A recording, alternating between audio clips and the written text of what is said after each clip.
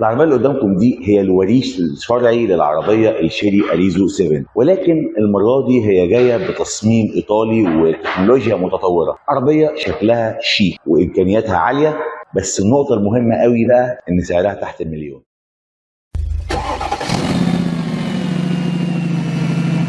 كايي اي 5 2026 العربيه سيدان متوسطه الحجم، واللي بتعتبر هي احدث عربيه نازله الاسواق المصريه دلوقتي. تعتبر هي النسخه المتطوره من الشيري اريزو 7، وهي طبعا صينيه المنشا والتصنيع، وبتدخل الاسواق المصريه من خلال كايي موتورز ايجيبت الوكيل المحلي لعلامه كايي في مصر. العربيه دي بتقدم معادله صعبه بتجمع ما بين الشكل الرياضي والاداء التربو وكمان السعر التنافسي. بتنافس في الاسواق المصريه الام جي 5 والشيري اريزو 5 وكمان النيسان صاني والسوزوكي سياز. بتتقدم بثلاث فئات من التجهيزات. اول فئه الكومفورت ودي سعرها 800,000 جنيه، اما الفئه الثانيه فئه البريميوم ودي سعرها 870,000 جنيه، والفئه الثالثه الفئه الاعلى تجهيزا دي فئه الفلاج شيب ودي سعرها 940,000 جنيه. طبعا الاسعار اللي بقولها دي هي الاسعار الرسميه طبقا لسعر الوكيل ولحظه تصوير الفيديو. هتكون معانا الفئه الثالثه فئه الفلاج شيب. تعالوا مع بعض نتفرج على العربيه ونشوف ابرز واهم مواصفاتها، ولو عجبكم الفيديو ما تنسوش تعملوا اشتراك في القناه وشير الفيديو عشان يوصل لكل محب السيارات. طبعا العربيه دي اللي بتيجي بضمان 6 سنين او 160,000 كيلو ايهما اقرب. تعالوا بقى نبص على العربيه. اولا طبعا هي سيدان متوسط الحجم، شكلها رياضي، جايه بتصميم ايطالي. لو جيت تبص على المقدمه بتاعت العربيه هتلاقي ان المقدمه بتاعت العربيه جايه هجوميه وبشبكه تهويه كبيره جايه كلها من البيانو بلاك، وهنلاقي هنا برده في الديفيوزر هنا في فتحه تهويه هنا، وهنا الفوج لايتس حواليه برده حليه من البيانو بلاك والفضي المات او السيلفر المات. لو جينا نبص بقى على الخلفيه بتاعت العربيه هنلاقي برده ان التصميم بالذات الفوانيس الخلفيه هتلاقيها شكلها حاد جدا وباين جدا فيها التصميم الايطالي. هنا طبعا الازاز الخلفي جاي كله من الفامي الاسود، وهنا الازاز الخلفي الجانبي جاي كله من الفامي الاسود، وهتلاقي حوالين الازاز الجانبي كله سواء الازاز الامامي او الخلفي فريم من الكروم برضو مدي شكل جمالي للعربيه. العربيه بشكل عام ممكن نيجي كده بس بالكاميرا عشان نجيب العربيه بشكل على المجمل للعربيه من الجنب. بص العربيه فيها الطابع او التصميم الايطالي جدا في تصميم العربيه، باين قوي في الجزء الجانبي للعربيه. طبعا المرايات بتاعت العربيه جايه طي كهرباء وضبط كهرباء، غير كمان ان المرايات نفسها جايه بلون مختلف عن لون العربيه، وفي كمان اشارات الاشارات اللي هي موجوده هنا في الكفر بتاع الكاميرا جاي سليم. كمان دخول العربيه بيكون كيلس انتري، دخول بدون مفتاح. بص بقى على حجم العربيه. طبعا العربيه دي مصنفه من فئه العربيات اللي هي الاقتصاديه، ومع ذلك حجمها بالنسبه لانها عربيه اقتصاديه والله حجمها تعتبر كبيره مش صغيره. العربيه طولها الكلي 4 متر 66 سم، عرض العربيه متر 82 سم ونص، الارتفاع الكلي في العربيه بيجي متر 48 و3 من عشرة، طول قاعده العجلات 2 متر 70 وتعتبر برضه طول قاعده العجلات كبيره مش صغيره. مقاس الجنود بيجي 17 بوصه 205 على 50، والجنط جاي 2 تونز. كمان هنا لما نيجي نبص هنلاقي في الفئه بتاعت الفلاج شيب بالذات هنلاقي ان في فتحه سقف كهرباء عاديه مش بانوراما. طبعا الاضاءه في العربيه بالكامل جايه كلها من LED، سواء الاضاءه الاماميه او الاضاءه الخلفيه او الاشارات. طبعا شنطه العربيه هنا بتيجي مانيوال، ودي مساحه الشنطه. بص هو المعلومه اللي عندي ان مساحه الشنطه الخلفيه 460 لتر، لكن شكلها الواقعي قدام العين لا شكلها كبيره جدا. انا اعتقد دي اكبر من 460 لتر، مش ممكن تكون دي 460 لتر خالص يعني. هنا حافه التحميل عاليه شويه ولكن بتدي احساس بالعمق في الشنطه، وتحس ان الفتحه نفسها بتاعت ادخال الامتعه شويه ممكن تكون تبدو انها ضيقه شويه، ولكن مساحه الشنطه نفسها واسعه جدا. مفيش مساحات تخزين او جيوب تخزين في الشنطه ورا، ولكن لو رفعنا دي شويه كده هنلاقي طبعا هنا الاستبن والعده بتاعت العربيه، وهنا في اضاءه على الجنب. نقفل بقى الشنطه ونتجه الى المقصوره الداخليه نشوف اخبار الخامات والمساحات. يلا بينا. طبعا اول ما فتحت المقصوره هتلاقي في عتب من الميتال مكتوب عليه كلمه كاي باين جدا وما بتفتح البيبان الاماميه. بص بقى اول ما فتحت المقصوره عامل الشكل عامل ازاي. طبعا الانطباع الاولي عندي هنا ان الشكل باين جدا، المساحات الواسعه في المقصوره الداخليه، كمان الخامات تبدو انها شكلها حلو جدا او خامتها حلوه جدا. ده باين جدا في شكل الخامات اللي جايه بيها الكراسي بتاعت العربيه. فرش الكراسي جاي كله من الجلد، وباين في كمان في حليات باللون الاحمر والخياطه الحمراء، بتدي كمان انطباع او الشكل الرياضي اللي باين في العربيه اكتر. الكونفجريشن بتاع شكل الكرسي الامامي، الكراسي الاماميه جاي هنا المخادع بيلت ان مع نفس الكرسي، فمديه برضو الانطباع او الشكل الرياضي في العربيه. والكرسي نفسه كمان الكرسي اللي هو الحاضن، الكونفجريشن بتاع الكرسي هتلاقيه بص الكرسي اللي هو حاضن، مش الكرسي مش جاي فلات كده، لا، واللي برضو بيدي راحه للي قاعد في العربيه. تعالوا بقى ندخل نشوف بقيه التفاصيل جوه في العربيه.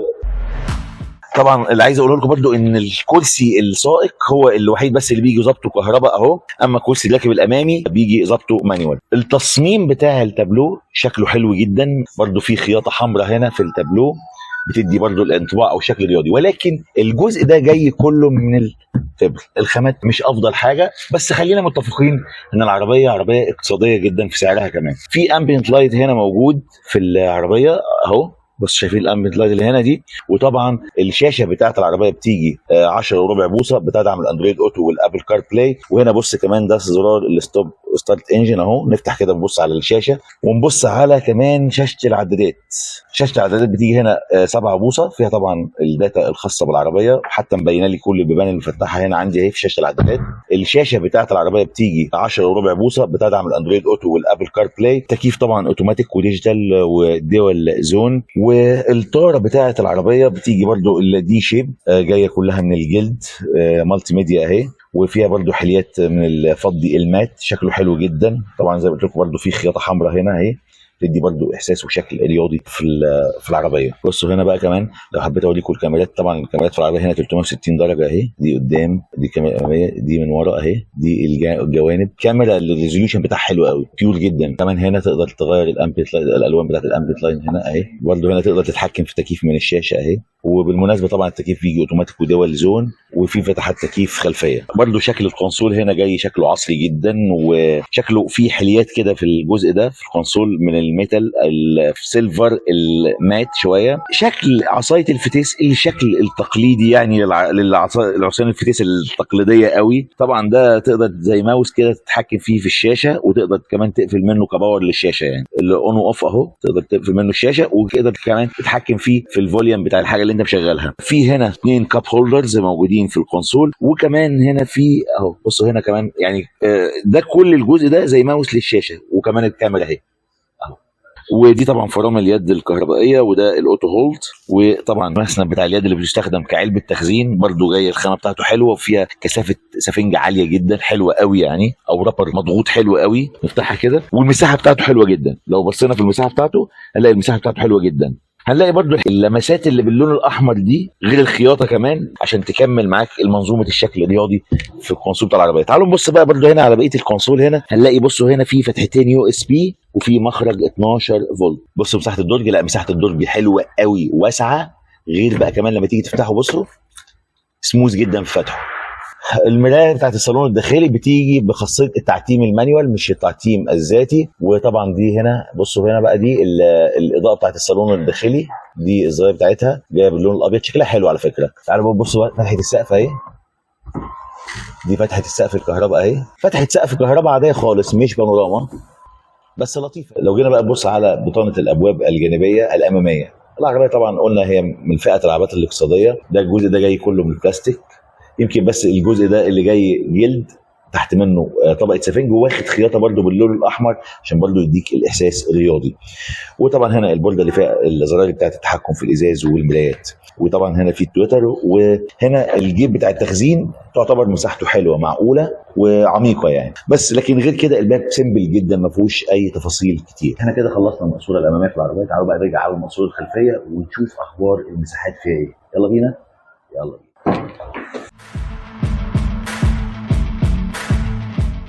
زاويه الدخول تعتبر سلسه جدا وانت داخل، يمكن بس الجزء ده اللي هنا ده بيبقى عالي شويه. القعده مريحه جدا في الكنبه الخلفيه، الكنبه مساحتها حلوه، بتشيل 3 افراد مرتاحين جدا في القعده بتاعتهم. ده غير كمان ان الليج روم اللي موجود سواء بالنسبه للركبه مع ظهر الكرسي الامامي، فالمساحه حلوه جدا.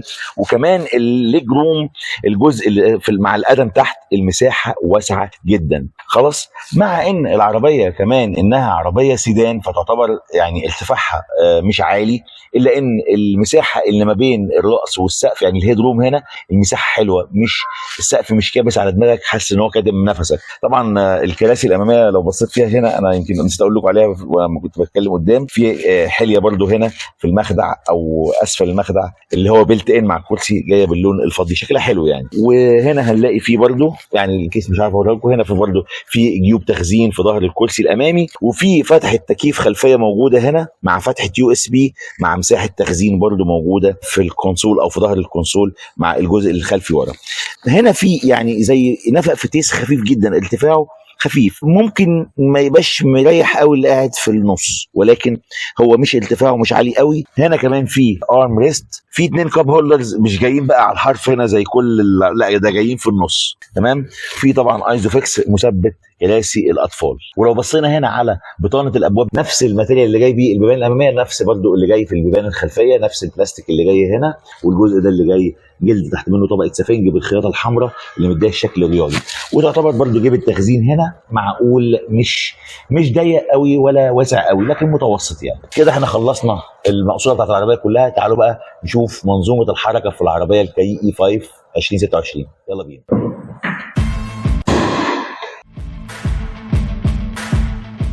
يعني طبعا هنا الكبوت بتاع العربيه مش على هيدروليك، بس احنا يعني كتر خير الدنيا، انت بتتكلم في عربيه اقتصاديه.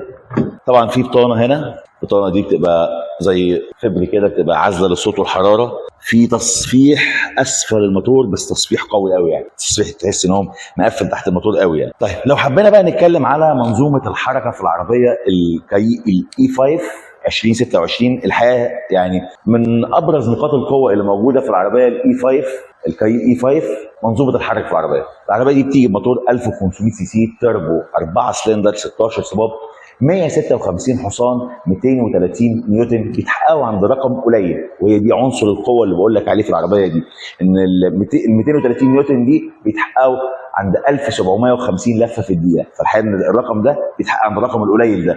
العربيه دي او المنظومه دي كلها متوصله ببناء الحركه سي في تي. معدل التسارع في العربيه من 0 ل 100 في 9 ثواني و8 من 10، ومعدل استهلاك الوقود في العربيه 7.5 لتر لكل 100 كيلو. العربيه بتيجي بتعليق امامي ماكفيرسون والتعليق الخلفي مالتي لينك، وبتيجي ب6 ايرباجز. طب لو حبينا نتكلم بقى على وسائل الامان في العربيه اللي جايه بيها الكاي الاي 5 2026، الحقيقه العربيه نازله وسائل امان محترمه جدا.